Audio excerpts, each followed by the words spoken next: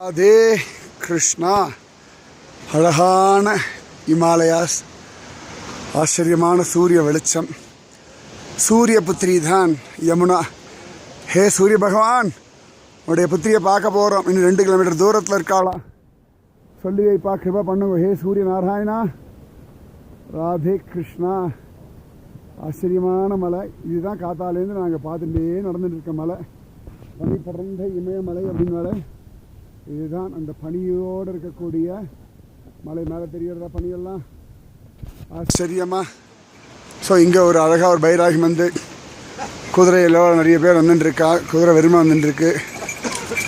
ஜெய் மாதாதி, ஜெய் மாதாதி. இதோ யமுனா வரக்கூடிய வழி இதெல்லாம் தான்.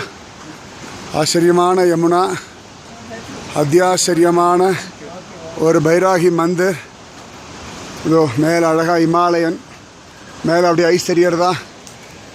கிட்டத்தட்ட ஒரு 3700 மீட்டர் ஹைட்டில் நாங்கள் ட்ராவல் பண்ணிகிட்ருக்கோம். தெரியறதா? அதெல்லாம் பாதாளம்னால இதுதான் அதெல்லாம் பாதாளம். இதோ யமுனா. ஆச்சரியமாக எங்கள் தலைக்கு மேலாம் அப்படி பாறை. இதுக்கு நடுவில் தான் நாங்கள் அப்படி ஜஸ்ட் ட்ராவலிங். தலை இடிக்க போகிறது, ஜாகிரதை. இடிக்கிறதா இடிக்கிறதா இடிக்கிறதா. அதான் இருக்கும். அங்கங்கே சூரிய வெளிச்சம். நடுநடுவில் நான் பாறைக்கு எழுந்திருந்து ஃபோட்டோ எடுத்துட்டுருக்கேன், வீடியோ எடுத்துட்டுருக்கேன். ராதே கிருஷ்ணா, ராதே கிருஷ்ணா. நிஜமாவே ஆச்சரியமான ஹிமாலயம், அதிவிசேஷமான ஹிமாலயம். அப்படியே பின்னெல்லாம் தெரியறதா?